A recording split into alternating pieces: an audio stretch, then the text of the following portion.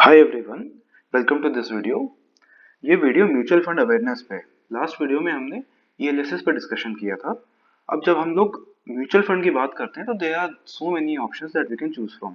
हमें सबसे पहले डिसीजन लेना होता है कि हमें इक्विटी में जाना है कि डेट में जाना है। डेट में जाते हैं तो फिर overnight liquid money manager fund, short duration funds, फिर लॉन्गर ड्यूरेशन के फंड्स आते हैं, बैंकिंग पीएसयू फंड्स आते हैं। इक्विटी में हम जाएंगे तो हमारे पास large cap, small cap, mid cap, फिर फ्लेक्सी कैप। फिर एक कैटेगरी आती है बैलेंस्ड फंड्स की, जिसमें इक्विटी भी होता है और डेट भी होता है। तो ये सारी चीजें हम डिसाइड कर लें। उसके बाद एक चीज हमें और डिसाइड करनी होती है, और ये जितने भी म्यूचुअल फंड की स्कीम्स होती है, वेदर इट इज इक्विटी और डेट, हमारे पास हर स्कीम में अलग अलग प्लान्स होते हैं जो हमें डिसाइड करना है कि कौन से प्लान में हमें जाना है। अब ये प्लान्स प्राइमरीली दो प्रकार के होते हैं। थ्योरेटिकली तो बहुत हो सकते हैं, पर प्राइमरीली दो प्रकार के होते हैं। सबसे पहले जो प्लान होता है वो है ग्रोथ प्लान, और उसके बाद जो दूसरा प्लान होता है वो है IDCW plan, that is income distribution and capital withdrawal plan. अब क्या होता है कि ग्रोथ फंड में क्या होता है, जैसे एक फंड है जिसका AUM मान लीजिए है 10,000 रुपए। अब 10,000 रुपए अगर किसी का AUM है और उसके 100 यूनिट्स उसने मार्केट में इशू किए, तो आप मान के चलिए उसका 100 रुपए पर यूनिट का NAV होगा। अब ड्यूरिंग द ईयर शेयर्स जो उसने परचेज करके रखे थे या बॉन्ड्स उसने जो परचेज करके रखे थे उसकी वैल्यू बढ़ गई, और हो सकता है कि बॉन्ड्स पे इंटरेस्ट आ गए या फिर शेयर्स पे डिविडेंड आ गए।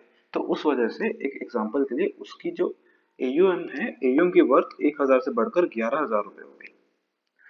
अब स्टिल उसके पास 100 यूनिट्स उसने इशू किए थे, तो एक यूनिट की वैल्यू हो गई 110 रुपए। अब ये 110 रुपए, क्योंकि जो यूनिट होल्डर्स है उन्हें रिसीव नहीं हुए, इसलिए इन पर टैक्स नहीं लगता। वेयर एज जबकि जो IDCW प्लान है, सेम केस हम लेते हैं। 10,000 रुपए का AUM था, 100 यूनिट्स ने इशू किए थे, 100 रुपए का उसका NAV हो गया। ईयर एंड पे सेम 1,000 रुपए का उसमें एप्रिसिएशन आया या इंटरेस्ट या डिविडेंड के फॉर्म में इनकम आया। तो IDCW प्लान क्या करेगा, 1,000 रुपए अपने इन्वेस्टर्स को डिस्ट्रीब्यूट कर देगा। अब यहाँ क्या होता है, क्योंकि ये इनकम इन्वेस्टर्स को, यूनिट होल्डर्स को रिसीव हो गई है, इसलिए इन पर टैक्स लग जाता है, वो भी इंडिविजुअल के स्लैब रेट पर टैक्स लग जाता है। और स्लैब रेट पर टैक्स लगने से क्या होता है, जैसे आपकी इनकम एग्जांपल के लिए 10 लाख से ऊपर है, तो उस पर आपको रेगुलरली एवरी ईयर जितना आपको डिविडेंड मिला है उस पर आपको 30% का टैक्स पे करना है, प्लस आपका सेस तो रहता ही है 4%।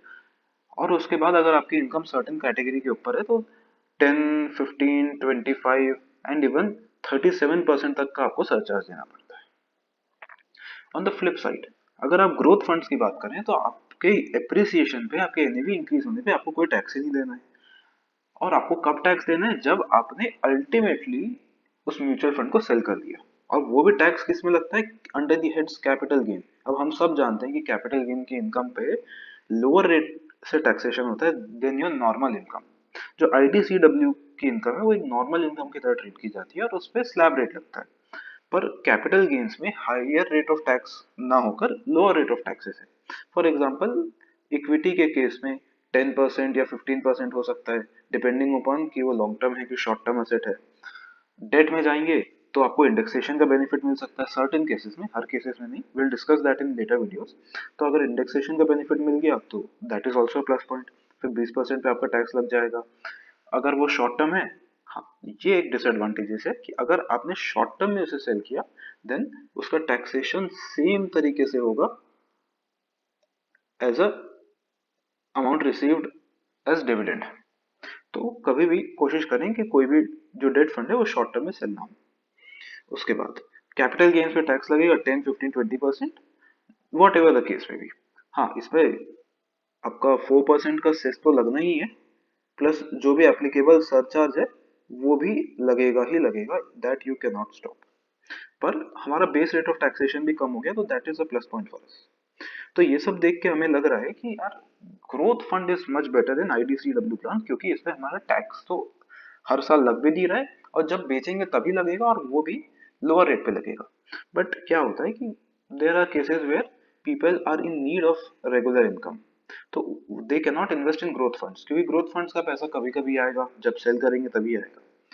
तो आईडीसीडब्ल्यू में भी ना दो प्रकार के प्लान होते हैं, एक डिविडेंड पे आउट प्लान होता है, एक डिविडेंड री इन्वेस्टमेंट प्लान होता है। डिविडेंड पे आउट प्लान में वही होता है जो हमने यहाँ डिस्कशन किया कि जो 1,000 रुपए अर्न किए जाएंगे वो 1,000 रुपए आपको in the form of dividend दे दिए जाएंगे। लेकिन डिविडेंड री इन्वेस्टमेंट प्लान ये कल्प्रेट है। ये क्या करते हैं, ये 1,000 रुपए को इस तरह से दिखाएंगे कि हमने 1,000 रुपए आपको डिस्ट्रीब्यूट कर दिया, लेकिन ये आपको मिलेंगे नहीं। इस 1,000 रुपए के अगेंस्ट में आपको एडिशनल यूनिट्स दे देते हैं। यानी कि अगर मान लीजिए ये 1,000 रुपए के अगेंस्ट में आपकी उस दिन की एनएवी मान लीजिए 100 रुपए है, तो ये 1,000 रुपए के अगेंस्ट में 1,000 डिवाइडेड बाय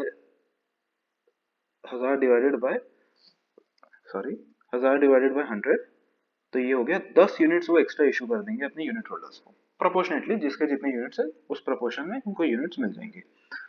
इससे क्या होता है कि बोलने के लिए आपका डिविडेंड भी इशू हो गया पर आपके हाथ में भी कुछ नहीं आया।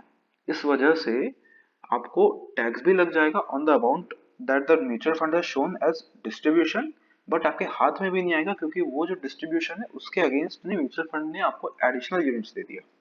सो this is a plan that should be avoided and which is a culprit in my opinion. अच्छा, इस प्रकार की चीजें हमें कहाँ मिलती है? तो अगर आप शेयर ट्रेडिंग करते हैं या कुछ करते हैं तो वहां पे ना हम लिक्विड बीज बाय करते हैं। तो लिक्विड बीज की आप देखेंगे वैल्यू हमेशा ही 1,000 रुपए होती है। So what they do is these liquid bees invest in overnight assets। तो ओवरनाइट एसेट्स में इन्वेस्टमेंट से क्या होता है, हर दिन इनके पास क्या होती है, कुछ ना कुछ इनकम जनरेट होती है। अब ये इनकम जितनी जनरेट होती है, ये इनकम को लीगली डिस्ट्रीब्यूट कर दिए हैं वैसा दिखाते हैं, लीगली इन्हें डिस्ट्रीब्यूशन दिखाते हैं। और जब आपके पास 1,000 रुपए की इक्विवेलेंट की इनकम हो जाएगी, ये आपको एक नया यूनिट इशू कर देंगे। तो फॉर एग्जाम्पल अगर आपने 10 लाख रुपए के लिक्विड बीज लिए थे और उस पर आपको 4% के हिसाब से 40,000 रुपए मिलते हैं साल के आखिरी में, तो क्या होगा, 10 लाख रुपए में आपने यूनिट्स में इन्वेस्टमेंट किया, तो उसके लिए आपने 1,000 यूनिट्स आपने उस समय लिए। उसके बाद साल के आखिरी में आपको 40 यूनिट्स और दे देंगे, तो आपके हाथ में 1040 यूनिट्स आखिरी में बचते हैं, but you haven't received any cash till date. 1,040 आपके पास यूनिट्स है, बट स्टिल क्योंकि भले ही आपको कैश नहीं मिला, इस 40 यूनिट्स पे आपको टैक्स पे करना पड़ेगा। So this is how liquid bees are taxed, this is how reinvestment plan works. जो शेयर ट्रेडिंग करते हैं, जो फ्यूचर्स ऑप्शंस में काम करते हैं, उनके लिए लिक्विड बीज एक बहुत पॉजिटिव थिंग है, क्योंकि वो इतने प्लेज करके मार्जिन ले लेते हैं और इसीलिए उन पर टैक्सेशन भी आता है, तो उन्हें प्रॉब्लम नहीं होती। But as a retail investor जो म्यूचुअल फंड्स के रूप से इन्वेस्टमेंट कर रहे हैं, जिन्हें कैश नहीं चाहिए और जिन्हें सिर्फ कैपिटल एप्रिसिएशन की तरफ फोकस करना है, जिन्हें वेल्थ क्रिएशन की तरफ फोकस करना है, उन्हें इस प्लान से दूर रहना चाहिए। उन्हें सिर्फ और सिर्फ ग्रोथ प्लान में ही फोकस करना चाहिए। और जिन्हें रेगुलर इनकम चाहिए वो आईडीसीडब्ल्यू का पे आउट प्लान लें, ताकि भले ही उन्हें टैक्स पे करना पड़े बट जो भी अमाउंट ऑफ डिस्ट्रीब्यूशन है वो उनके हाथ में आ जाए। So this was a video on mutual fund awareness, और बहुत सारी वीडियोस आगे आने वाली है, so stay tuned. Thank you.